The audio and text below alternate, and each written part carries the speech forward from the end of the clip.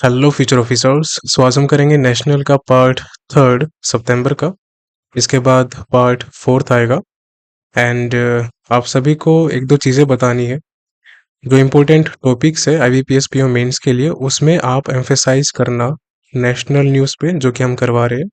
उसके बाद बैंकिंग की न्यूज़ पे, then RBI and SEBI, and उसके बाद इंटरनेशनल न्यूज़ पे, एंड देन एक्विजिशन स्टेट्स और अवार्ड्स। और साथ में बुक्स भी कर लेना क्योंकि ज़्यादा बुक होती नहीं है, तो सितंबर अक्टूबर नवंबर मिड तक की जो बुक होगी करीबन 20 के आसपास होगी। तो ये टॉपिक्स अगर आप कर लोगे तो आईबीपीएस पीओ का मैक्सिमम एम्फेसाइज इसी पे रहेगा। और ये मैं बात कर रहा हूँ जुलाई से लेकर नवंबर मिड तक की न्यूज़ का। ओके। बाकी अगर आपको अलग से करना है या आपके पास टाइम है तो अप्रैल से लेकर और जून तक की आरबीआई की न्यूज़ भी कर सकते हो। अगर इन केस ये नहीं करना, टाइम नहीं है आपके पास और जुलाई अगस्त भी आपने नहीं कर रखा, तो सितंबर अक्टूबर का या फिर अगस्त का भी आप आरबीआई न्यूज़ ये आप कर लेना। बैंकिंग की न्यूज़ कर लेना, नेशनल की न्यूज़ कर लेना। ये इंपॉर्टेंट टॉपिक्स है। तो विदाउट वेस्टिंग फर्दर टाइम शुरू करते हैं आज का सेशन। लेकिन उससे पहले आपको किसी भी लेक्चर के नोट्स नहीं बनाने। सारी नोट्स पीडीएफ आपको टेलीग्राम ग्रुप और चैनल पर मिल जाएगी। तो जाके इसको सर्च कर लेना या फिर इस वीडियो के कमेंट सेक्शन में लिंक होगा, वो जाके ज्वाइन कर लेना। आप कमेंट सेक्शन में इसका लिंक होगा। So without wasting further time देखते हैं आज की फर्स्ट न्यूज़ क्या है।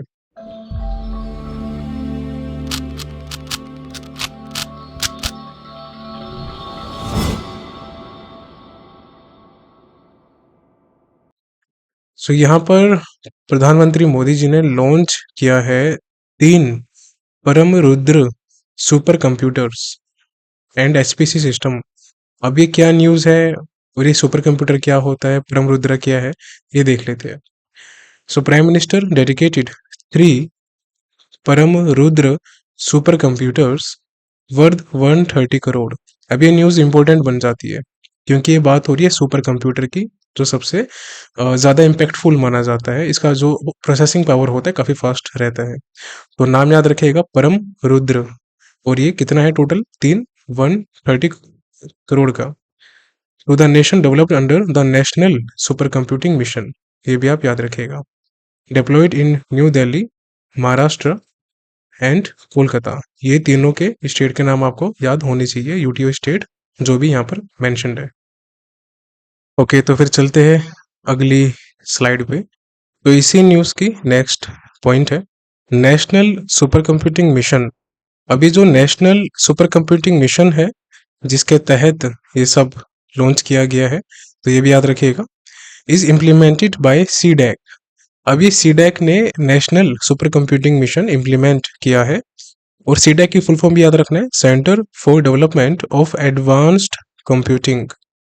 तो इन्होंने आईआईएससी बेंगलुरु के साथ मिलकर कोलैबोरेशन किया था और इन दोनों ने नेशनल सुपर कंप्यूटिंग मिशन को इम्प्लीमेंट किया है। तो याद रखना, भूलना मत, आईआईएससी बेंगलुरु सीडैक के साथ कोलैबोरेशन किया है इसके अंदर, राइट।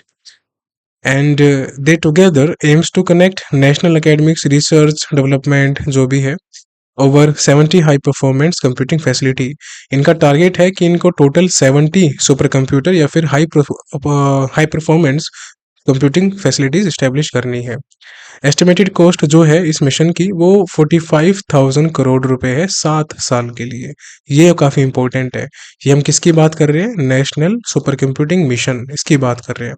तो अगर क्वेश्चन आता है एग्जाम में कि नेशनल सुपर कंप्यूटिंग मिशन कितने ईयर्स के लिए, कितनी कॉस्ट है, तो याद रखिए 7 years for 4500 crore, sorry 4500 crore, यानी कि 4500 करोड़। 45,000 नहीं है, 4500 करोड़ है। तो यहाँ पर कुछ डिटेल्स है अगर आपको रीड करनी है, अदरवाइज आप स्किप भी कर सकते हैं। बट इतना ध्यान रखिएगा कि ये जो है 1 पेटाफ्लोप, ये इक्वल्स टू होता है 1000 टेराफ्लोप के। ये आपसे एग्जाम में पूछ सकता है। तो ये न्यूज़ थी। उसके बाद जो गवर्नमेंट है, इन्होंने एक अलग से रिसर्च फंड भी अनाउंस किया था, जो कि 1 लाख करोड़ था इसी मिशन के लिए। तो ये आप याद रखिएगा। ठीक। Government of India announced a research fund of 1 lakh crore in the budget physical year 25, जो अभी आया था हाल ही में। अब आते हैं अगली पॉइंट पे। अब इसी के साथ प्रधानमंत्री जी ने इनोग्रेट किया है high performance computing system. High performance computing system यानी कि HPC सिस्टम, राइट। अब ये किसके लिए है? तो ये जो हाई परफॉर्मेंस कंप्यूटिंग सिस्टम है, ये वेदर के लिए है और क्लाइमेट रिसर्च के लिए है। और ये किसने एक्वायर किया है, किसके द्वारा इसको एक्वायर किया गया है? तो मिनिस्ट्री ऑफ अर्थ साइंस इसका यूज करती है वेदर एंड क्लाइमेट रिसर्च के लिए। और जो इसकी इन्वेस्टमेंट इसके लिए की गई है वो 850 करोड़ की है। तो 4500 करोड़ किसकी थी? नेशनल सुपर कंप्यूटिंग मिशन की थी। ठीक है, एक मिनट रुकिए। National super computing mission. और 850 करोड़ किसके लिए है? हाई परफॉर्मेंस कंप्यूटिंग सिस्टम के लिए है। इन दोनों को याद रखना, भूलना बिल्कुल भी मत। अब ये जो HPC सिस्टम है, ये कहाँ लोकेट किए जाएंगे? तो ये 3 जगह पे लोकेट किए जाएंगे, 2 जगह पे सॉरी। एक है IITM, Indian institute of tropical metrology, जो कि पुणे महाराष्ट्र में सिचुएटेड है, याद रखना। दूसरा है NCMRWF, जो कि नोएडा में है, यानी कि national centre for medium range weather forecasting. बस इनकी एब्रीविएशन याद रखना, फुल फॉर्म अगर ना भी याद हो तब भी कोई इशू नहीं है। लेकिन Indian institute of tropical meteorology ये याद रखना, जो कि पुणे में है और ये नोएडा में है। तो यहाँ पर इनको लोकेट किया जाएगा, स्टैब्लिश किया जाएगा। अब ये जो IITM है, IITM यानी कि Indian institute of tropical meteorology, जो कि पुणे में है, इसकी जो कैपेसिटी है वो कितनी है? 11.77 पेटाफ्लॉप्स, ये इसकी कैपेसिटी है। फ्लॉप्स की फुल फॉर्म एग्जाम में पूछ लेता है, याद रखिए। फ्लोटिंग पॉइंट ऑपरेशंस पर सेकंड। फ्लोटिंग पॉइंट ऑपरेशंस पर सेकंड। और ये कितना स्टोर कर सकता है डेटा? तो 33 पेटाबाइट्स, ये याद रखिए। NCMRWF की जो फैसिलिटी है, जो कि नोएडा में यूपी में, इसकी जो कैपेसिटी है वो 8.24 पेटाफ्लॉप्स है। इतना प्रोसेसिंग ये कर सकता है पर सेकंड में। और स्टोरेज कितना है? 24 पेटाबाइट्स। ठीक है, तो दोनों का याद रखो। और ये जो दोनों सिस्टम है, इसमें IITM में जो इस्टेब्लिश किया गया उसका नाम है अर्का। क्या नाम है? ARKA, अर्का। और जो NCMRWF में इस्टेब्लिश किया गया उसका नाम है अरुणिका। तो अर्का और अरुणिका दोनों का नाम याद रखना, ये दोनों एग्जाम में पूछ सकते हैं आपसे। जो पहले के सिस्टम थे उनका नाम क्या था? तो उसका नाम था आदित्य, भास्कर, प्रत्युष और मिहिर। तो टोटल मिला के ये 6 हो चुके हैं, अर्का और अरुणिका को मिला के। मिनिस्ट्री ऑफ अर्थ साइंस किसके अंतर्गत आती है? तो प्रधानमंत्री मोदी जी के अंतर्गत आती है, ये इसको लीड करते हैं। अब आते हैं अगली न्यूज पे। Squadron leader Mohana Singh ji, squadron leader Mohana Singh ji becomes the first women pilot. पहली वीमेन पायलट बनी है जिन्होंने तेजस फाइटर एयरक्राफ्ट उड़ाया है। ये इंपॉर्टेंट है, नाम याद रखना, मोहना सिंह जी है। अब यहाँ पर देखते हैं न्यूज़ क्या है। तो मोहना सिंह जी, जो कि स्क्वाड्रन लीडर है, इनकी रैंक भी याद रखना, स्क्वाड्रन लीडर है। Become the first women pilot to join the Indian air force 18 flying bullets squadron. इसका नाम याद रखना, कौन से स्क्वाड्रन में ये है। तो इन्होंने 18वीं फ्लाइंग बुलेट्स स्क्वाड्रन ज्वाइन की है, जो कि इंडिया का इंडिजीनियसली यानी कि इंडिया में बनाया गया लाइट कॉम्बैट एयरक्राफ्ट तेजस फाइटर जेट, इसको ऑपरेट किया है, इसको उड़ाया है। She was honoured with the नारी शक्ति अवार्ड। इनको 2020 में नारी शक्ति अवार्ड भी मिला था। और साथ ही साथ ये हिस्ट्री में पहली वीमेन है जिन्होंने हॉक एयरक्राफ्ट उड़ाया है 2019 में। तो ये भी याद रखना, पूछ सकता है कि कौन सा एयरक्राफ्ट इन्होंने उड़ाया है, फर्स्ट वीमेन कब बनी थी 2019 में ये। तो हॉक एयरक्राफ्ट इन्होंने उड़ाया है 2019 में। अब आते हैं अगली न्यूज़ पे। सो इंडिया ने होस्ट किया है second edition of international conference on green hydrogen. अब यहाँ पर ध्यान देने वाली दो बात है, एक है इंडिया, इन्होंने होस्ट किया है, दूसरा है सेकेंड एडिशन, तो इनको याद रखना। अब आते हैं न्यूज़ पे। So prime minister Narendra Modi ji ने इनोग्रेट किया है second edition of international conference on green hydrogen, ICGH। ठीक है, तो ग्रीन हाइड्रोजन पे जो इंटरनेशनल कॉन्फ्रेंस थी वो मोदी जी ने इनोग्रेट की है, यानी कि इंडिया ने इसको होस्ट किया है। और इसका दूसरा एडिशन है जो कि भारत मंडपम न्यू दिल्ली में किया गया है इनोग्रेशन। और ये किस लिए किया गया है? ताकि इंडिया ग्लोबल हब बन सके for the production, utilisation and export of green hydrogen. तो इंडिया फोकस कर रहा है मेनली ग्लोबल हब बनने का फॉर ग्रीन हाइड्रोजन। जो सेकी है, सेकी मतलब क्या होता है? Solar energy corporation of India. तो याद रखना, solar energy corporation of India, ये देखिए सेकी, ये क्या है? ये इम्प्लीमेंटेशन पार्टनर है, यानी कि इम्प्लीमेंट कौन करेगा इसको ग्लोबल स्केल पे या फिर नेशनल स्केल पे? वो सेकी करेगा। और जो अर्नेस्ट एंड यंग है, EY, ये है नॉलेज पार्टनर। जो भी नॉलेज की रिक्वायरमेंट रहेगी ग्रीन हाइड्रोजन के रिगार्डिंग, ये EY प्रोवाइड करेगा। और ये जो फिक्की है, फिक्की क्या है? Federation of Indian chambers of commerce and industry, ये इसका इंडस्ट्री पार्टनर है। जितने भी इंडस्ट्रीज वगैरह होगी वहां तक इसको प्रोवाइड करना, आगे तक ले जाना फिक्की हेल्प करेगा। और ये जो पूरा ICGH था, international conference of green hydrogen, ये ऑर्गेनाइज किस किस ने की थी? अब यहाँ पर काफी बच्चे डर सकते हैं, लेकिन देखिए आपको बस थोड़ा सा ध्यान रखना है कि कौन कौन सी मिनिस्ट्री हो सकती है। तो सबसे पहले ministry of new and renewable energy, क्योंकि सोलर की बात हो रही है और ग्रीन हाइड्रोजन की बात हो रही है। फिर office of the principal scientific adviser. अब ये इतना इंपॉर्टेंट है नहीं सारा डेटा, लेकिन आपको इतना ध्यान रखना है कि कौन कौन सी मिनिस्ट्री है। तो ध्यान से देखो, यहाँ पर एक तो ministry of new and renewable energy है, दूसरी पेट्रोलियम एंड नेचुरल गैस है, तीसरी ministry of science and technology है। इसके अलावा दो डिपार्टमेंट आते हैं अलग अलग। एक है department of science and technology, जो कि ministry of science and technology का है। ठीक है, तो आप दोनों को एक साथ याद कर सकते हो। फिर है department of scientific and industrial research, ये भी ministry of science and tech का डिपार्टमेंट है। तो ये जो दोनों डिपार्टमेंट है, ये सब ministry of science and tech के है। तो यहाँ से आपको पता लग चुका है कि इसमें दो डिपार्टमेंट है ministry of science and tech के। एक ministry of new and renewable energy है, दूसरा पेट्रोलियम एंड नेचुरल गैस है, और तीसरा जो सबसे अलग है, ऑफिस ऑफ द PSA, यानी कि प्रिंसिपल साइंटिफिक एडवाइजर। जो साइंटिफिक एडवाइजर होते हैं सबसे ऊंची पोस्ट पे, वो भी इसमें शामिल है। तो इन सब ने मिलकर इसको ऑर्गेनाइज किया था। अब आपको याद हो गया होगा, उम्मीद करता हूँ, आसान था काफी। अब NGHM, ये क्या है? तो नेशनल ग्रीन हाइड्रोजन मिशन। अब ये जो पूरी बात चल रही है ग्रीन हाइड्रोजन के बारे में, ये कहीं ना कहीं तो शुरू हुई होगी इंडिया में। तो इसको 2023 में इंडिया में शुरू किया गया था। NGHM यानी कि national green hydrogen mission launched in 2023, 2023 में इसको लॉन्च किया था। ये क्या करेगा? ये 2070 तक इंडिया को नेट जीरो एमिशन अचीव करने में सहायता प्रदान करेगा। राइट। अब ये जो पूरा मिशन है, ये कम से कम 5 million metric ton of green hydrogen हर एक साल 2030 तक प्रोड्यूस करने में हेल्प करेगा। प्रोड्यूस करने में हेल्प करेगा। ठीक है, ये क्वेश्चन पूछ सकता है एग्जाम में। इंडिया का जो एम है वो 500 gigawatt non fossil fuel energy capacity achieve करना है 2023 तक।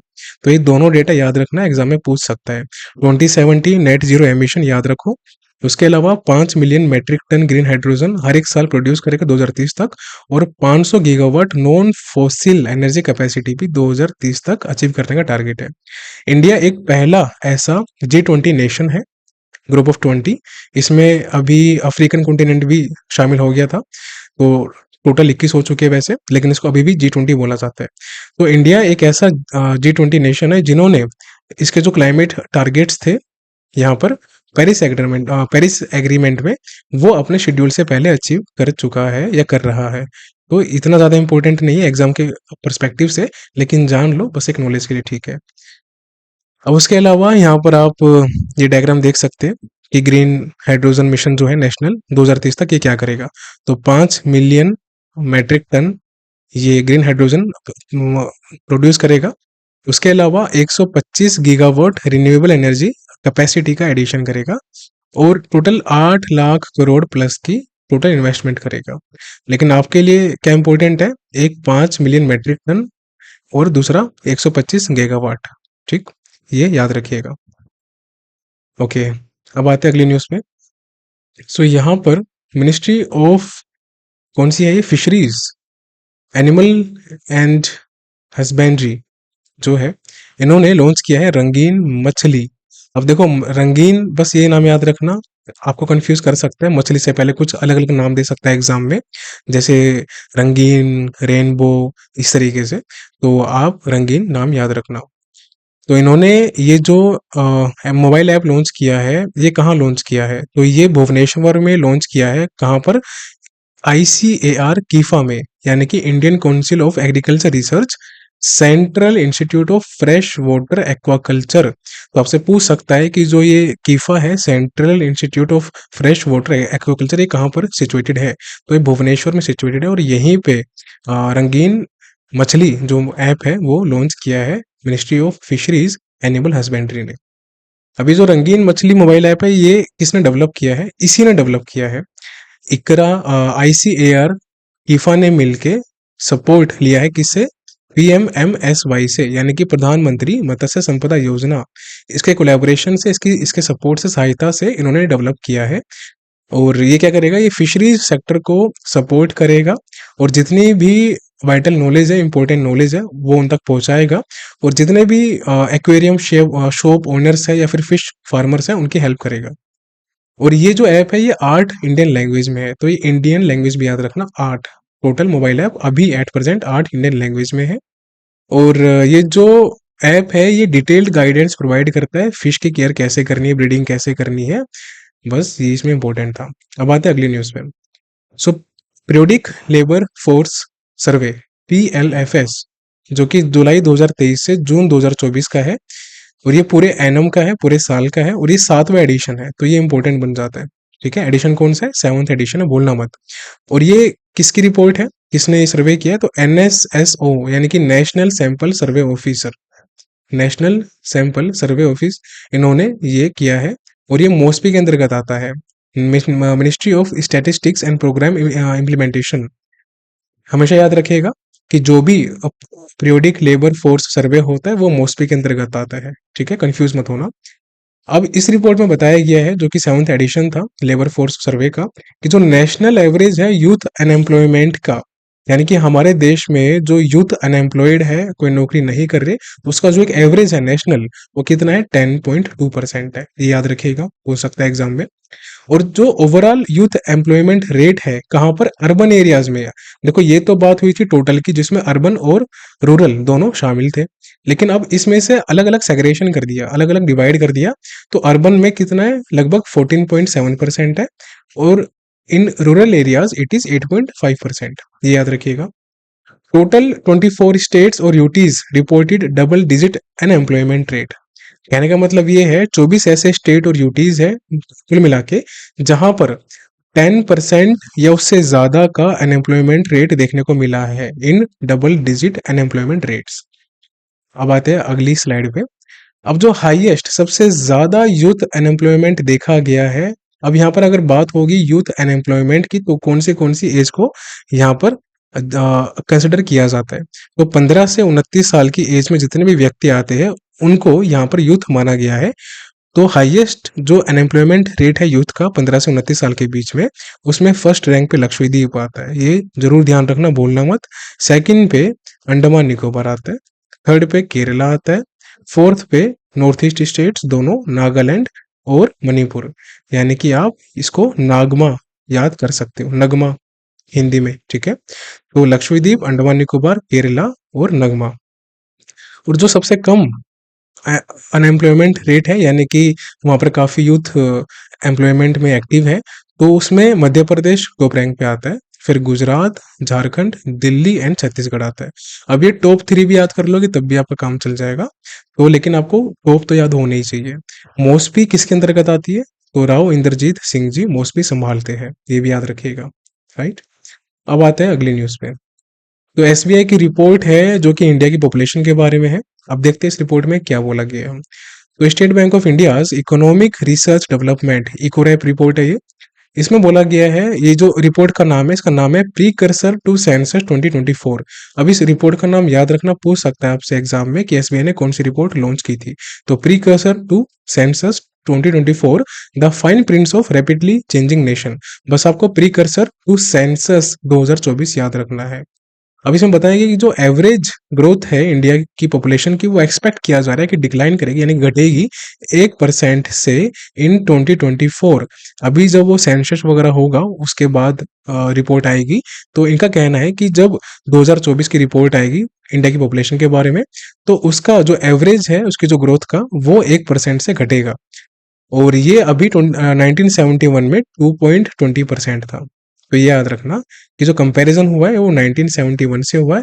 यहाँ पर 2.2% बताया गया है और 2024 में ये 1% कह रहे हैं। ठीक है। अब placing India's population in the range of 138 to 142 crore in 2024, यानी कि इंडिया की जो पॉपुलेशन है, इनका कहना है कि 2024 में ये 142 करोड़ तक जाएगी। 138 करोड़ से लेकर, यानी कि इसके बीच में रहेगी। अब कितना रहेगा वो सर्टेन नहीं है।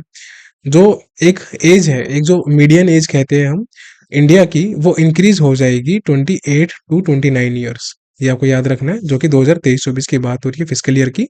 फ्रॉम 24 ईयर्स, 2021 में जो मीडियन एज थी इंडिया की वो 24 थी। अब ये इंक्रीज होके 28 से 29 साल आ जाएगी। और इंडिया जो है वो एकदम यंगेस्ट नेशन पे बना रहेगा वर्ल्ड में, लेकिन ये अभी भी ग्लोबल मीडियन एज में नीचे रहेगा, still below in the global median age. अब हो सकता है वहां की जो ग्लोबल मीडियन एज है वो कुछ और हो, तो बस आपको इंडिया का याद रखना है, बाकी का काम छोड़ दो। जो पहला सेंसस हुआ है वो कब हुआ था इंडिया में? तो ब्रिटिश जब कॉलोनियल एरा था, जब ब्रिटिश राज करते थे 1872 में, तब पहला सेंसस, जिनको हम बोलते हैं जनगणना, हिंदी में बोलते हैं जनगणना। मुझे एक्चुअली हिंदी ढंग से आती नहीं है लिखनी, तो शायद गलत ना हो जाए, तो बस आप याद रखना है इसको। And the last decadal census, और जो लास्ट सेंसस हुआ था अभी तक, वो 2011 में हुआ था। 2021 में होना था, बट क्योंकि कोविड का टाइम चल रहा था तो हुआ नहीं है। तो 2024 में किया जाएगा, ऐसा एक्सपेक्ट किया गया। अब ये एक रिपोर्ट है, यानी कि एक OECD है, organisation organisation for economic cooperation and development. इनका कहना है कि 67% जो इंडिया की पॉपुलेशन है वो वर्किंग एज ग्रुप में है। अब वर्किंग एज ग्रुप क्या हो सकती है ये इंपॉर्टेंट नहीं है, बस आपको इतना ध्यान रखना है कि 67% इंडिया की पॉपुलेशन OECD के अनुसार वर्किंग एज ग्रुप में है। अगर मैं बोलूँ एग्जाम के लिए इंपॉर्टेंट है, तो नहीं, इंपॉर्टेंट नहीं है। बट फिर भी ध्यान रखना कि कौन सा ऑर्गेनाइजेशन था जिसने बोला था SBI की रिपोर्ट के अनुसार। इंडिया की जो वर्किंग एज पॉपुलेशन है, इसी के अनुसार वो एक्सीड कर सकती है 100 करोड़ से ऊपर 2030 तक। ये इसी का कहना है, OECD का कहना है ये।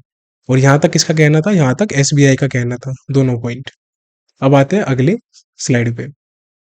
SBI की जो एक और रिपोर्ट है, इसमें बोला गया है कि जो वर्किंग एज पॉपुलेशन है वो एक्सपेक्ट किया जा रहा है कि 2031 तक 65% तक इंक्रीज हो जाएगी। ये भी इंपॉर्टेंट डेटा है, ये एग्जाम के लिए इंपॉर्टेंट है, याद रखो। जो वर्किंग एज पॉपुलेशन है of people in the bracket of 15 to 29 year, जिसको हम यंग जनरेशन बोलते हैं, वो इंक्रीज होके 55% से 60.7% पे आ जाएगी 2021 में। लगभग देखा जाए तो 30 साल बाद, आफ्टर 30 ईयर्स। ऐसे डेटा भी निकालना सीखा करो कि कितने साल का कंपैरिजन हो रहा है, ताकि एग्जाम में है तो आप बता पाओ, सिर्फ रट के नहीं जाना। तो 1991 से कंपैरिजन हो रहा है 2021 तक का। परफेक्ट है यहाँ तक? चलिए। और ये परसेंटेज अगर एग्जैक्ट याद ना हो तो अप्रोक्स भी याद कर लेना। 55% से इंक्रीज होके 61% पे जा रहा है अप्रोक्सीमेटली।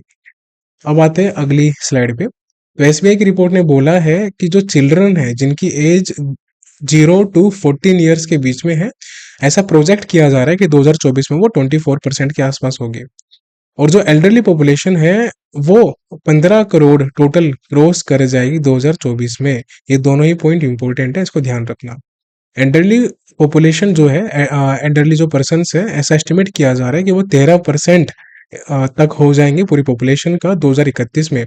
अगर पूरी पॉपुलेशन मान लेते 2031 में 155 करोड़ है, तो इसका लगभग 13% जो रहेगा वो एल्डरली पॉपुलेशन रहेगा, एल्डरली पर्सन्स रहेंगे 2031 तक, ऐसा कहना है SBI रिपोर्ट का। और अभी जो कितना है, 10.7% है 2024 में। ये भी इंपॉर्टेंट है। अब इनको 5-6 बार रीड करोगे तो आराम से याद हो जाएंगे, कंफ्यूज मत होना। अब आते हैं अगले पॉइंट पे। अब ये जो रिपोर्ट थी इसमें बोला गया है कि technical group on population projection for India and states 2011 से 36। अब ये एक रिपोर्ट है जो कि यहाँ पर पब्लिश की गई थी। इसके अनुसार जो स्टेट वाइज डेटा है एल्डरली पॉपुलेशन का, वो बताया जाता है, यानी कि हर एक स्टेट में कितने कितने एल्डरली लोग हैं इंडिया के स्टेट्स में और यूटीज वगैरह में, वो सब की बात होती है। तो यहाँ पर बात हो रही है स्टेट्स की एक्चुअली में। तो यहाँ पर बोला गया है कि जो डेटा है इस रिपोर्ट में वो 21 मेजर स्टेट से उठाया गया है, और इसमें ये पाया गया है कि 13.8 करोड़ एल्डरली जो पर्सन्स है एट प्रेजेंट, वो 2021 में लगभग 2 साल पहले 3 साल पहले टोटल स्ट्रेंथ थी उनकी। तो याद रखना। अब ये जो रिपोर्ट है ये आपके एग्जाम के लिए इंपॉर्टेंट नहीं बोलूंगा मैं, बट फिर भी थोड़ा ध्यान रखो कि यहाँ पर जो बात हो रही है 2011 से 36 की हो रही है, और जो टोटल पॉपुलेशन थी 21 में वो 13.8 करोड़ है। एसबीआई की जो इकोरैप रिपोर्ट होती है उसमें जो इंपॉर्टेंट बहुत ही पॉइंट रहेंगे वो मैंने बता दिए, उस पर ज्यादा फोकस करना। अब ये दोनों इंपॉर्टेंट है, केरला और बिहार वाला। केरला में जो है वो मैक्सिमम शेयर है एल्डरली पॉपुलेशन का, ये याद रखना। और बिहार में सबसे कम शेयर है एल्डरली पॉपुलेशन का, यानी कि केरला में बुजुर्ग व्यक्ति जो है वो सबसे ज्यादा है और बिहार में कम है। अब यहाँ पर बात आती है दिल्ली और चंडीगढ़ की। तो दिल्ली और चंडीगढ़, ये जो यूटीज है हमारी, ये मोस्ट अर्बनाइज्ड स्टेट्स है। अब आपके एग्जाम में ये पूछ सकता है कि अकॉर्डिंग टू एसबीआई को रैप रिपोर्ट, मोस्ट अर्बनाइज्ड स्टेट्स और यूटीज में कौन टॉप पे है? तो दिल्ली और चंडीगढ़ टॉप पे है, याद रखिएगा। Mizoram is the most urbanised state among the north eastern, लेकिन अगर पूछे नॉर्थ ईस्ट में तो आपको मिजोरम करके आना है। अगर पूछे कि लोवेस्ट में कौन है अर्बन पॉपुलेशन में, तो हिमाचल प्रदेश आएगा। अगर पूछे कि most urbanise state among the major state कौन है, तो तमिलनाडु है, ये भी याद रखना। ठीक है। अगर आपसे स्टेट्स और यूटीज का पूछे दोनों का मिला के, तो दिल्ली और चंडीगढ़। अगर पूछे most urbanise state among the major states, तो तमिलनाडु करना है। ये कंफ्यूज मत होना, एग्जाम में दे सकता है। इंडियन रेलवेज ने, अब यहाँ पर अगली न्यूज आ चुकी है, तो इंडियन रेलवेज ने स्टैब्लिश किया है रेल रक्षक दल। अभी जो रक्षक दल है, ये नॉर्थ वेस्टर्न रेलवे में इस्टेब्लिश किया गया है। तो याद रखना, नॉर्थ वेस्ट में इस्टेब्लिश किया गया है, जो कि जल्द से जल्द ट्रेन एक्सीडेंट्स के लिए एक्शन लेगा, उनको रिस्पोंड करेगा और रेस्क्यू ऑपरेशन में पार्टिसिपेट करेगा, और ये इमरजेंसी सिचुएशन में रेलवेज की हेल्प करेगा, सहायता करेगा। इतना सा है। इससे पहले जब तक ये रेल रक्षक दल इस्टेब्लिश नहीं किया गया था, तो जितना भी काम था रेस्क्यू का, वो सब काम एनडीआरएफ का था, यानी कि नेशनल डिजास्टर रिस्पॉन्स फोर्स का था। लेकिन अब वो काम कौन करेगा? रेल रक्षक दल करेगा। इंडियन रेलवे के जो चेयरपर्सन और सीईओ है वो है सतीश कुमार जी, याद रखिएगा। कब फाउंड हुआ था? 1853 अप्रैल में रेलवेज फाउंड हुआ था। हेडक्वार्टर कहाँ पर है? न्यू दिल्ली में है। अब आ जाओ अगली न्यूज पे। सो प्रधानमंत्री मत्स्य संपदा योजना काफी इंपॉर्टेंट न्यूज है, और एग्जाम में आने के पूरे पूरे चांसेस है इसमें से। तो इन्होंने 4 साल कंप्लीट कर लिए हैं। तो प्रधानमंत्री मत्स्य संपदा योजना, अब इसको ध्यान से समझना कि है क्या। सो मिनिस्ट्री ऑफ फिशरीज और एनिमल हस्बेंड्री ने यहाँ पर चौथी एनिवर्सरी सेलिब्रेट की है, और इस एनिवर्सरी के मौके पे जो प्रधानमंत्री मत्स्य संपदा योजना है, इसमें अलग अलग नए इनिशिएटिव्स लॉन्च किए हैं, ताकि ये फिशरीज सेक्टर को बूस्ट कर सके, ग्रोथ में हेल्प कर सके। ठीक है। तो नाम भूलना मत, प्रधानमंत्री मत्स्य संपदा योजना। मैं बार बार कह रहा हूँ, एग्जाम में पूछ सकता है। ठीक। यहाँ पर प्रधानमंत्री मत्स्य संपदा योजना। चलिए, अभी जो गवर्नमेंट है ये काम कर रही है to increase the seafood export. भाई जो सी फूड होता है, जो खाना होता है मछली वगैरह का, उसका जो एक्सपोर्ट है उसको इंक्रीज करेगी इंडिया 1 लाख करोड़ पर। जो अभी कितना है 2024 फिस्कल ईयर में 60,000 करोड़ था, तो लगभग 40,000 करोड़ का इजाफा किया जाएगा। इंडिया का ऐसा टारगेट है, उसके लिए वो काम कर रही है। दूसरा, जो प्रधानमंत्री मत्स्य संपदा योजना है, ये कब लॉन्च हुई थी पूछ सकता है एग्जाम में। सितंबर 2020 में लॉन्च की थी, जो कि 5 सालों के लिए थी। 2025 सितंबर के लिए है ये भी याद रखना। तो फाइनेंशियल ईयर 21 से 25 तक के लिए है, और टोटल जो अमाउंट सैंक्शन किया गया था 5 सालों के लिए, वो 20,050 करोड़ था, या आप 20,000 करोड़ भी याद कर सकते हैं अप्रोक्सीमेटली, कोई इशू नहीं है। और ये जितना भी गैप वगैरह है फिश प्रोडक्शन में और उनकी ग्रोथ में, उसमें ये काम करेगा। इसको इम्प्लीमेंट कौन कर रहा है? तो डिपार्टमेंट ऑफ फिशरीज है। फिशरीज का एक अलग से डिपार्टमेंट है जो कि मिनिस्ट्री ऑफ फिशरीज और एनिमल हस्बेंड्री में आता है। गवर्नमेंट ने टोटल मिला के 2350 करोड़ अप्रोक्सीमेटली, जो कि 56% ज्यादा है कितने से? 1500 करोड़ से, जो कि 2023 में था। तो इसको इंक्रीज करके 2025 के लिए इन्होंने इतना अमाउंट सैंक्शन किया है। तो याद रखना ये बात 2023 की हो रही है, ये 2025 की हो रही है। अब आते हैं अगली पॉइंट पे। अब इसी के दौरान जब एनिवर्सरी हो रही थी तो national fisheries development programme portal, एक पोर्टल भी यहाँ पर लॉन्च किया गया है। ये पोर्टल क्या करेगा? एक सेंट्रल हब की तरह काम करेगा, यानी कि सारा डेटा यहाँ पर होगा, रजिस्ट्री, ठीक है, कंप्लीट एकदम, जहाँ पर जितने भी स्टेक होल्डर्स होंगे फिशरीज सेक्टर के उन सबको सपोर्ट करेगा और सबका डेटा यहाँ पर इकट्ठा होगा। और जो पोर्टल है वो किसके अंतर्गत बनाया गया है? तो प्रधानमंत्री मत्स्य किसान समृद्धि सह योजना। ये इंपॉर्टेंट है, याद रखना, पूछ सकता है एग्जाम में कि जो पोर्टल है वो किसके अंतर्गत बनाया गया है या किसके अंतर्गत इसको क्रिएट किया गया है। तो प्रधानमंत्री मत्स्य किसान समृद्धि सह योजना, जो कि एक सेंट्रल सेक्टर सब स्कीम है। और ये जो सेंट्रल सेक्टर सब स्कीम है ये प्रधानमंत्री मत्स्य संपदा योजना का ही पार्ट है।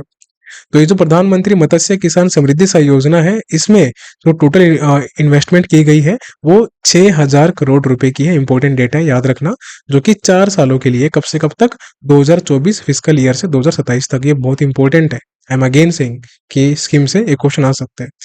और ये जो पूरी स्कीम है प्रधानमंत्री मत्स्य किसान समृद्धि सह योजना, ये फिशरीज सेक्टर को सपोर्ट करेगी और साथ ही साथ एमएसएमई सेक्टर को भी सपोर्ट करेगी। वो एमएसएमई सेक्टर जो कि फिशरीज सेक्टर से रिलेट करेंगे, बिलोंग करेंगे।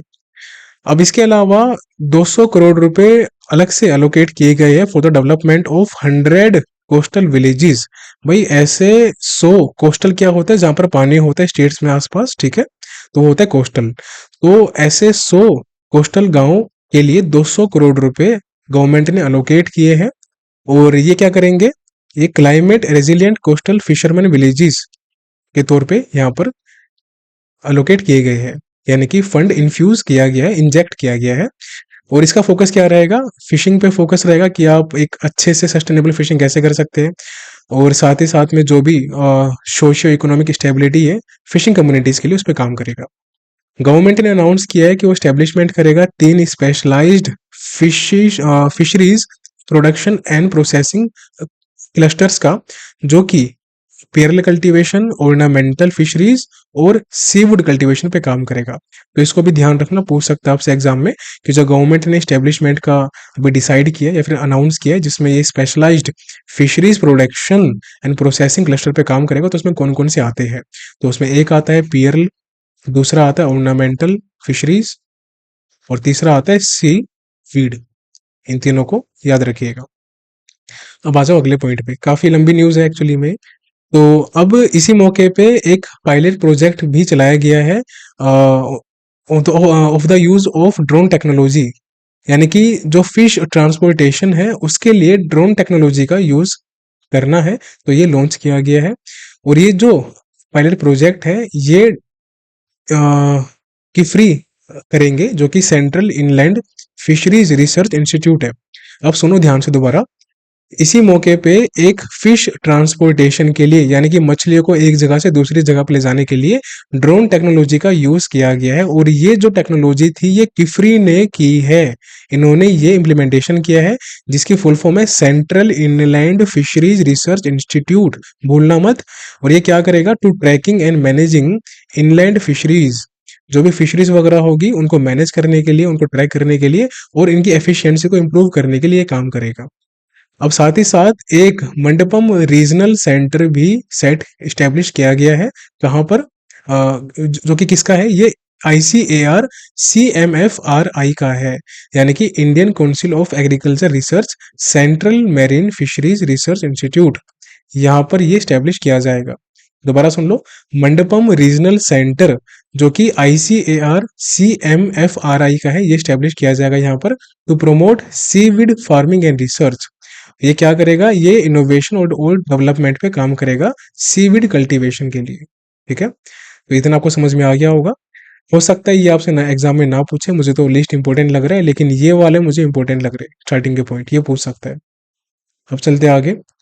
अब साथ में यहाँ पर एक न्यूक्लियस ब्रीडिंग सेंटर भी इस्टेब्लिश किया गया है for both marine and inland species. अब देखो यहाँ पर एक न्यूक्लियस ब्रीडिंग सेंटर है, बस इतना जान लो, इसमें क्वेश्चन नहीं फंसेगा। लेकिन यहाँ पर आपको इतना जानना है कि ये जो न्यूक्लियस ब्रीडिंग सेंटर है ये कहाँ पर स्टैब्लिश किए जाएंगे, ये इंपॉर्टेंट है, क्वेश्चन इसमें से आएगा।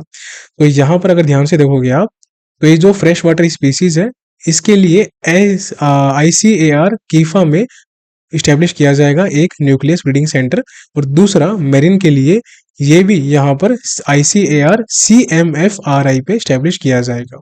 अभी आपको मैंने पढ़ाया था, यहाँ पर देखो ध्यान से, ये वाला ये जो था ये याद रखना, ये वाला एंड ये वाला, ठीक। तो चलते हैं अब आगे यहाँ पर, तो आपको पता लग गया होगा। अब ये जो ICAR कीफा है, यानी कि central institute of fresh water aquaculture, ये भुवनेश्वर उड़ीसा में सिचुएटेड है, जो कि एक नोडल इंस्टीट्यूट होगा किस चीज के लिए, for the establishing of nucleus breeding centre for fresh water species. ये ध्यान रखना, कंफ्यूज बिल्कुल मत होना। अगर फ्रेश वाटर की बात की जाए तो कीफा में होगा, और अगर बात की जाए मेरीन वाटर की तो ये CMFRI में होगा। एम से याद रख लो, मेरीन है, ठीक है, यहाँ पर कंफ्यूज मत होना। और यहाँ पर एम नहीं है, राइट, यहाँ पर सीधा फिशरीज है। चलिए अब आते हैं यहाँ पर, तो ये जो ICAR CMFRI है, यानी कि central marine fisheries research institute, ये तमिलनाडु के मंडपम में सिचुएटेड है, और इसको नोडल एजेंसी या इंस्टीट्यूट बनाया गया है for nucleus breeding centre for marine water fish species. अभी जो प्रोजेक्ट्स वगैरह है अलग अलग, इनके लिए कुछ अमाउंट भी सैंक्शन किया गया है। तो 721 करोड़ रुपए एक अमाउंट सैंक्शन किया गया है अलग से, जो कि सपोर्ट करेगा होलिस्टिक एक्वा कल्चर ग्रोथ की, और ये 5 एक्वा पार्क्स में किया जाएगा। तो ये क्वेश्चन आ सकता है कि 5 इंटीग्रेटेड एक्वा पार्क में जो प्रोजेक्ट के लिए अमाउंट सैंक्शन किया गया है वो कितना रहेगा, तो लगभग 720 करोड़, ये याद रखो आप, राइट। इन सबको अलग से पेज में लिख लेना अमाउंट्स को, ताकि आप भूलो ना। और ये जो 5 स्टेट है इसको याद करने की आवश्यकता नहीं है, लेकिन फिर भी देख लेना। यहाँ पर जो 3 स्टेट है ये नॉर्थ ईस्ट के हैं, नागालैंड, असम और त्रिपुरा। तो ATN याद कर लेना, तो असम, त्रिपुरा एंड नागालैंड, और 2 है छत्तीसगढ़ और MP। But state again I am saying कि इंपॉर्टेंट नहीं है याद करना, इंपॉर्टेंट ये है कि 5 इंटीग्रेटेड एक्वा पार्क बनाए जाएंगे, किसमें, 5 स्टेट में, एक स्टेट में एक होगा, और टोटल जो अमाउंट है वो 721 करोड़ का है। 720 भी आप अप्रोक्स याद कर सकते हैं। अब साथ ही साथ इसी मौके पे 2 वर्ल्ड क्लास फिश मार्केट भी स्टैब्लिश की जाएगी। 2 वर्ल्ड क्लास फिश मार्केट, मच्छी मार्केट जो होती है जहां पर मछलियां मिलती है, तो एक होगी अरुणाचल प्रदेश में, दूसरी असम में। अब ये इंपॉर्टेंट है, ये पूछ सकते हैं आपसे वो, ठीक है, दोनों ही नॉर्थ ईस्ट के हैं। अब इसी मौके पे 3 स्मार्ट और इंटीग्रेटेड फिशिंग हार्बर्स भी बनाए जाएंगे, यानी कि जहां पर हम फिशिंग कर सकते हैं, एक गुजरात में, एक पुडुचेरी में और दमन एंड दीव में। ये इंपॉर्टेंट नहीं है सेकंड पॉइंट, लेकिन ये फर्स्ट वाला काफी इंपॉर्टेंट है, ये एग्जाम में पूछ सकता है, सेकंड की गारंटी नहीं है। मिनिस्ट्री ऑफ फिशरीज कौन है, राजीव रंजन सिंह जी है, याद रखिए। अब आते हैं अगली न्यूज पे, तो ministry of health and family welfare, अब यहाँ पर हेल्थ की बात आ गई और फैमिली की बात आ गई, तो उन्होंने दूसरा एडिशन किया है लॉन्च, किसका, टोबैको फ्री यूथ कैंपेन 2.0 का। किसका, second edition of tobacco free youth campaign, youth की बात हो रही है, ताकि यूथ की हेल्थ पे ध्यान दे सके, राइट। अभी जो कैंपेन है ये फोकस करेगा टोबैको कंट्रोल लॉस को एनफोर्स करने में, यानी कि लागू करने पे। स्पेशली अब कुछ इसमें नाम मेंशन है, तो पूछ सकता है आपके नाम क्या क्या है। तो एक तो है कोटपा, कोटपा मतलब क्या है, cigarette and other tobacco products 2003, याद रखना, इसको एनफोर्स करेगा। दूसरा है पैका, तो कोटपा और पैका, यानी कि पैका मतलब prohibition of electronic cigarettes act 2019, 2003, 2019, इन दोनों एक्ट को लागू करने पे ये कैंपेन काम करेगा। और ये क्या करेगा, ये यूथ तक लिमिटेड एक्सेस ऑफ टोबैको, यानी कि जो यूथ है हमारा वो ज्यादा टोबैको वगैरह परचेज ना कर सके, वो उन तक जो टोबैको है वो कम पहुंचे और उनकी हेल्थ ठीक रहे, उस पर काम करेगा। और जो कैंपेन है कितने दिन चलेगा ये इंपॉर्टेंट है, तो 60 दिन चलेगा, और इसमें होल ऑफ गवर्नमेंट अप्रोच के साथ काम किया जाएगा। अप्रोच का नाम क्या है? होल ऑफ गवर्नमेंट अप्रोच, यानी कि पूरी की पूरी सरकार अप्रोच। ठीक। अब ये जो कैंपेन है ये प्रमोट करेगा टोबैको फ्री विलेजेस। साथ में यहाँ पर 13 लाख पीपल, इसमें एक बताया गया है, एक नोट है कि लगभग 13 लाख लोग हर साल अपनी लाइफ लूज करते हैं, यानी कि उनकी डेथ हो जाती है from the use of tobacco in India. काफी बड़ा नंबर है ये। और वर्ल्ड नो टोबैको डे पूछ सकता है आपसे एग्जाम में इसी क्वेश्चन में, तो 31 मई वर्ल्ड नो टोबैको डे होता है। मिनिस्ट्री ऑफ हेल्थ कौन है? जगत प्रकाश नड्डा जी है, ये भी याद रखिए। सो पीएम मोदी जी ने इनोग्रेट किया है सेमिकॉन इंडिया 2024 ग्रेटर नोएडा में। अब देखो ये सेमिकॉन इंडिया 2024 ये इंपॉर्टेंट है, एग्जाम में पूछने के काफी हाई चांसेस है, तो याद रखना कि ग्रेटर नोएडा में ये इनोग्रेट किया गया है। अब ये है क्या, क्यों इंपॉर्टेंट है वो देख लो। तो प्राइम मिनिस्टर ने इनोग्रेट किया है सेमिकॉन इंडिया 2024, नाम भूलना मत। और ये किसने ऑर्गेनाइज किया है? तो ये दो एंटिटी है, एक है सेमी, दूसरा है आईएसएम, यानी कि इंडिया सेमीकंडक्टर मिशन। तो सेमी और आईएसएम इन दोनों ने मिलकर इसको ऑर्गेनाइज किया है। कहाँ पर किया है ऑर्गेनाइज? तो यूपी में किया है, नोएडा में, जो कि यहाँ पर एक इंडिया एक्सपोर्ट मार्ट लिमिटेड है, यहाँ पर इसको इनोग्रेट किया गया है। लॉन्च लॉन्च तो नहीं कहेंगे हम, बेसिकली एक तरह से मीटिंग वगैरह हुई थी। तो IEML याद रखना, जो कि यूपी में है, नोएडा में, इंडिया एक्सपोर्ट मार्ट लिमिटेड। दोबारा सुन लो। प्राइम मिनिस्टर ने सेमिकॉन इंडिया 2024 इनोग्रेट की है, कहां पर? IEML यानी कि इंडिया एक्सपोर्ट मार्ट लिमिटेड में, जो कि यूपी में है, नोएडा में। और ये किसने ऑर्गेनाइज की है पूरी सेमिकॉन इंडिया? तो सेमी और ISM यानी कि इंडिया सेमीकंडक्टर मिशन ने इसको ऑर्गेनाइज किया है। जो थीम थी इस सेमिकॉन इंडिया 2024 की वो क्या थी? Shaping the semiconductor future. Theme याद रखना, एग्जाम में पूछ सकता है।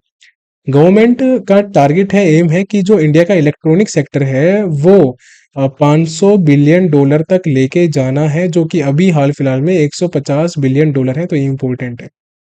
अब आते हैं आगे। अब इसी मौके पे जब ये मीटिंग वगैरह हो रही थी सेमिकॉन इंडिया, तो फाइबोकॉम, क्या नाम है? फाइबो, FIBOCOM। तो फाइबोकॉम ने एक made in India internet of things solution भी यहाँ पर प्रेजेंट किया था, शोकेस किया था एट इलेक्ट्रॉनिक्स इंडिया 2024 में, जो कि सेमिकॉन इंडिया के साथ ही इसको भी इनोग्रेट किया गया था। जो मार्केट वैल्यूएशन है इंटरनेट ऑफ थिंग्स की, वो कितना हो चुकी है? 1.2 बिलियन डॉलर हो चुकी है। अब एग्जाम के लिए ये इंपॉर्टेंट है कि फाइबोकॉम ने made in India internet of things solution represent किया था, प्रेजेंट किया था, सॉरी, शोकेस किया था। अब यहाँ पर एक अलग पॉइंट है। तो सेमी, जिसकी हमने बात की थी पहले भी, सेमी ने IESA यानी कि India electronics and semiconductor association, इसके साथ मिलके कोलैबोरेशन किया है, जिसमें ये इंडिया के जो डिजाइन और मैन्युफैक्चरिंग कैपेबिलिटीज है उसको ग्रो करेंगे, इनहेंस करेंगे, बूस्ट करेंगे। एंड साथ ही साथ ये इंडिया के सेमीकंडक्टर इकोसिस्टम को भी बूस्ट करेंगे। ठीक है। ये जो पूरा एक प्रोसीजर है, ये सेमीकंडक्टर पे काम करेगा, कहने का मतलब ये है। तो याद रखना। मेटी कौन है हमारे, यानी कि minister of electronics information and technology, तो अश्विनी वैष्णव जी के अंतर्गत आती है, ये भी याद रखिएगा, भूलना मत। अब आते हैं अगली न्यूज पे। तो national test house Ghaziabad UP में सिचुएटेड है, भूलना मत, NTH, नेशनल टेस्ट हाउस। इसको अप्रूव कर दिया गया है किसके द्वारा? क्वालिटी काउंसिल ऑफ इंडिया के द्वारा, as a certification body for type certification of drones of unmanned aircraft system. कहने का मतलब ये है कि क्वालिटी कंट्रोल ऑफ इंडिया ने अप्रूवल दे दी है नेशनल टेस्ट हाउस, जो कि गाजियाबाद में यूपी में सिचुएटेड है, कि वो जितने भी अनमैन्ड यानी कि जहां पर इंसान नहीं बैठेगा उस ड्रोन में, उसको सर्टिफिकेशन प्रदान कर सकते हैं। तो एज अ सर्टिफिकेशन बॉडी ये काम करेगा ड्रोन्स के लिए, and becomes the first government body to certify drones in India. ठीक है, ये भी याद रखना, पहली गवर्नमेंट बॉडी है। National test house offers drone certification services.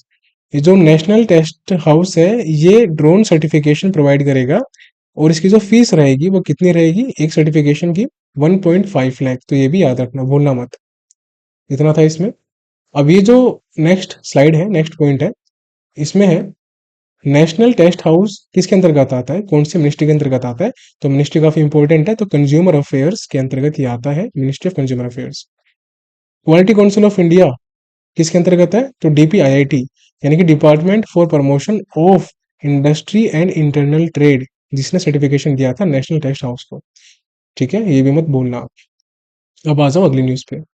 तो ministry of science and technology, जो कि डॉक्टर जितेंद्र सिंह जी के अंतर्गत आती है, अगर एग्जाम में पूछे तो नाम बता देना। इन्होंने इनोग्रेट किया है चौथा edition, fourth edition of global bio India का। किसका? ग्लोबल बायो इंडिया का। कहाँ पर था? न्यू दिल्ली में था। ठीक है, और ये किसने ऑर्गेनाइज किया था पूरा एडिशन? तो बिराक ने, यानी कि biotechnology industry research assistants council ने साथ में मिलकर, किसके? डिपार्टमेंट ऑफ बायोटेक्नोलॉजी, जो कि ministry of science and tech के अंतर्गत आती है। तो बिराक और डिपार्टमेंट ऑफ बायोटेक, इन दोनों ने मिलकर इसको इनोग्रेट किया था, ग्लोबल बायो इंडिया को। ये जो थीम थी इसकी, वो क्या थी? Biotech innovation and bio manufacturing. Theme भी याद रखना, राइट। अब आते हैं इसी के अगली स्लाइड पे। तो ये जो पूरा ऑर्गेनाइज किया किया था, जिसका नाम है ग्लोबल बायो इंडिया, ये क्या करेगा? ये ग्लोबल बायोटेक इकोसिस्टम को स्ट्रेंथन करेगा, यानी कि मजबूत बनाएगा, और इनोवेशंस भी करेगा। और यहाँ पर इंडिया की जो बायो इकोनॉमी है वो ग्रो कर चुकी है 2024 में, कितनी? 130 बिलियन डॉलर, जो कि 2014 में कितनी थी? सिर्फ 10 बिलियन डॉलर। और इंडिया का टारगेट है कि ये जो बायो इकोनॉमी है इंडिया की, ये 2030 तक 300 बिलियन डॉलर लेके जानी है। तो देखो पहले कितनी थी, सुनो अब ध्यान से एक बार। तो पहले थी यहाँ पर 10, फिर हुई 130, और अब लेके जाना है 300 बिलियन डॉलर। तो ये कब थी? 2014 में थी, ये 2024 में, और ये 2030 में। यहाँ तक इनको जाना है। ठीक है, अब आते हैं अगली न्यूज पे। तो यहाँ पर फैब इंडिया ने कोलैबोरेशन किया है मिनिस्ट्री ऑफ एमएसएमई के साथ, जिसमें ये इंडिया के जो आर्टिसनल हेरिटेज है उसको एम्पावर करने पे काम करेंगे। अब देखते हैं न्यूज है क्या बेसिकली, ताकि आप कंफ्यूज ना हो जाए। तो फैब इंडिया, याद रखना, ने कोलैबोरेशन किया है मिनिस्ट्री ऑफ एमएसएमई के साथ to empower India's artisanal heritage, यानी कि जो ट्रेडिशनल आर्ट्स वगैरह होती है वो अपने जनरेशन में वो पास डाउन करते हैं, उनको देते हैं। और ये जो पूरा प्रोसेस है ये पीएम विश्वकर्मा स्कीम के अंतर्गत आता है। वैसे ये क्या करेगा? ये मार्केट डेवलपमेंट पे फोकस करेगा of artisans registered under the PM Vishwakarma scheme. भाई जो भी पीएम विश्वकर्मा स्कीम में आर्टिशंस रजिस्टर्ड होंगे, उनको डेवलप करने में मार्केटिंग लेवल पे ये काम करेगा, पूरा का पूरा प्रोसीजर। और साथ ही साथ उनकी इनकम को जनरेट करेगा, उनकी लाइफस्टाइल को अच्छा बनाएगा, कोशिश करेगा, लिवलीहुड बेसिकली। अब आते हैं अगले पॉइंट पे। तो पीएम विश्वकर्मा स्कीम अब होती क्या है, क्योंकि अब बात हो रही है इसकी। तो ये सितंबर 2023 में लॉन्च हुआ था, लास्ट ईयर, जो कि एक सेंट्रल सेक्टर स्कीम है, यानी कि पूरा का पूरा जो इसका जिम्मेदारी है वो सेंटर पे है, गवर्नमेंट पे है, तो स्टेट का भागीदारी नहीं है। और जो टोटल बजट दिया था इसके लिए वो कितना था? 13,000 करोड़ रुपए था। जिसमें क्या होगा, अब इस स्कीम में 1 लाख रुपए तक का एक ट्रेंशे में, यानी कि एक फेज में 18 महीनों के लिए सपोर्ट किया जाएगा, और दूसरे फेज में सेकंड ट्रेंशे में 30 महीनों के लिए अलग से 2 लाख रुपए का सपोर्ट दिया जाएगा, जो कि 5% इंटरेस्ट रेट पे रहेगा। और टोटल मिला के इस स्कीम में 18 ट्रेडिशनल ट्रेड्स को कवर किया गया है फर्स्ट ट्रेंशे में। बस इतना समझ लेना और अच्छे से रट लेना, भूलना मत। और इसी प्रोसीजर में ये जो स्कीम है, इसमें 15,000 रुपए का टूल किट इंसेंटिव भी दिया जाता है for the beginning of basic skill training, जब ट्रेनिंग शुरू होती है। अब ये जो स्कीम है ये कौन इम्प्लीमेंट करेगा? तो मिनिस्ट्री ऑफ एमएसएमई और स्किल डेवलपमेंट जो है ये इसको इम्प्लीमेंट करेगा, और साथ में डिपार्टमेंट ऑफ फाइनेंशियल सर्विसेज में इस पे काम करेगा। फैब इंडिया के सीईओ कौन है? तो राजेश्वरी श्रीनिवासन जी है, और हेडक्वार्टर कहाँ पर है? न्यू दिल्ली में है। मिनिस्ट्री ऑफ एमएसएमई कौन है? जितन राम मांझी जी है। तो ये आपको याद हो गया होगा। अब आते हैं अगली न्यूज पे। तो अगली न्यूज में कह रहा है कि 75 रुपी का कॉइन रिलीज किया गया है on the platinum jubilee of CSB, central silk board की बात कर रहा है शायद ये। हाँ जी। तो मिनिस्ट्री ऑफ टेक्सटाइल जो है उन्होंने एक कोमेमोरेटिव, यानी कि इनकी एनिवर्सरी पे एक 75 रुपए का कॉइन लॉन्च किया है। और ये क्या, अब देखो 75, अब यहाँ पर प्लेटिनम जुबली की बात हो रही है, ठीक है, याद रखना। तो सेंट्रल सिल्क बोर्ड की बात हो रही है। और ये जो कॉइन है ये चार बेसिकली मटेरियल से मिलके बना है, जिसमें सिल्वर है, कॉपर है, निकल है और जिंक है। तो ये भी देख लेना क्या क्या है, सिल्वर, कॉपर, निकल और जिंक। ठीक है। और ये इसका जो वेट है वो 35 ग्राम के आसपास है। डायमीटर कितना है इसका, यानी कि ये जो ऐसा होता है डायमीटर, ये 44 mm का है। और इसी मौके पे चार नए टेक्नोलॉजी भी अनवील्ड की है, पेश किया है। एक का नाम है निर्मूल, दूसरे का नाम है सेरिविन, तीसरी का मिस्टर प्रो, चौथा ट्रैपिंग मशीन। ये चारों नाम याद रखना। इंडिया की जो रैंक है वो second largest silk producer rank है। ये पूछ सकता है आपसे एग्जाम में, क्योंकि यहाँ पर बात हो रही है सेंट्रल सिल्क बोर्ड की। अब जो इंडिया का रो सिल्क प्रोडक्शन है, यानी कि जो रो मटेरियल होता है जब सिल्क निकाला जाता है, वो इंक्रीज होके हो चुका है 38,900 मेट्रिक टन फिजिकल ईयर 24 में। मिनिस्ट्री ऑफ टेक्सटाइल ने नोटिफाई किया है कि मेडिकल टेक्सटाइल्स जो है कंट्रोल ऑर्डर 2023, ये 1 अक्टूबर 2024 से लागू किया जाएगा। दोबारा सुन लो, मिनिस्ट्री ऑफ टेक्सटाइल्स का कहना है कि मेडिकल टेक्सटाइल्स कंट्रोल ऑर्डर 2023 जो है वो 1 अक्टूबर 2024 से लागू किया जाएगा। तो आपसे डेट पूछ सकता है। और ये क्या करेगा, ये स्ट्रिक्ट क्वालिटी स्टैंडर्ड्स पे काम करेगा for critical medical textile products, जैसे कि सैनिटरी नैपकिन्स, बेबी के डाइपर्स जो कि आपके भी होंगे कभी, reusable sanitary pads, dental Bips वगैरह, ये सब चीजें। ठीक है, चलिए अब आगे। अब यहाँ पर देखिए सैनिटरी नैपकिन्स के लिए और डिस्पोजेबल बेबी डायपर्स के लिए एक इंटरनेशनल स्टैंडर्ड नंबर पेश किया गया है, जो कि है 5404/2019 फॉर सैनिटरी नैपकिन्स। ये पूछ सकता है एग्जाम में। और 17509/2021 फॉर बेबी डायपर्स। ये भूलना मत, 5-6 बार लिख लेना, याद हो जाएगा। सेंट्रल सिल्क बोर्ड के सीईओ पूछ सकता है, क्योंकि न्यूज में रहा है। तो पी शिवा कुमार जी इसके सीईओ है। और कब स्टैब्लिश हुआ था वो भी देख लेना थोड़ा सा, 1948, यानी कि इंडिया की इंडिपेंडेंस के 1 साल बाद। और हेडक्वार्टर कहाँ है इसका, बेंगलुरु में। हेडक्वार्टर भी पूछ सकता है आपसे, इंपॉर्टेंट है। अब आ जाओ लास्ट न्यूज पे। तो ministry of development of north eastern region plus ministry of communication, तो मिनिस्ट्री ऑफ नॉर्थ ईस्ट और मिनिस्ट्री ऑफ कम्युनिकेशन, इन दोनों ने पार्टनरशिप की है टू लॉन्च एक पेड़ माँ के नाम मोबाइल ऐप। ठीक है, ये क्या करेगा, allow users to plant a tree in honour of their mothers. ये इंपॉर्टेंट है, बिल्कुल भी भूलना मत, एग्जाम में आ सकता है। Users can dedicate a tree, जो भी यूजर्स इस ऐप को डाउनलोड करेंगे वो एक ट्री डेडिकेट कर सकते हैं अपनी मदर को, bye capturing an image of the tree and provide the details like tree का टाइप क्या है, लोकेशन क्या है आपकी, और ओकेजन क्या है for planting the tree, like birthday पे या फिर डेथ एनिवर्सरी पे या मदर्स डे पे, कुछ भी आप बोल सकते हो। और ये जो है आपका जो कार्बन क्रेडिट है उसको भी ट्रैक करेगा कि कितना कितना उससे फायदा हो रहा है एनवायरनमेंट को। अब उसके बाद जो यूजर्स है वो अपने अपडेट को हर 30 दिन में अपडेट भी कर सकते हैं। ओके, अपने कंट्रीब्यूशन को जो वो ट्री प्लांट करेंगे।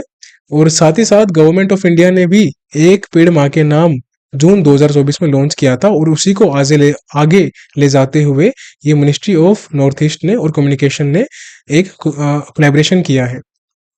तो बस इतना सा था इस न्यूज़ के अंदर, बाकी कुछ था नहीं। काफ़ी इंपॉर्टेंट न्यूज़ थी सितंबर नेशनल में। सितंबर का पार्ट 3 था, नेक्स्ट लेक्चर 4 आएगा। उम्मीद करते हैं आपको लेक्चर अच्छा लगा होगा, पसंद आया होगा। अगर लेक्चर अच्छा लगा हो तो शेयर कर देना फ्रेंड्स के साथ, लाइक कर देना, अप्रिसिएशन भी दे देना, ज़्यादा एफर्ट करेंगे। तो मिलते हैं अगले सेशन में। अभी के लिए bye bye, take care and see you soon.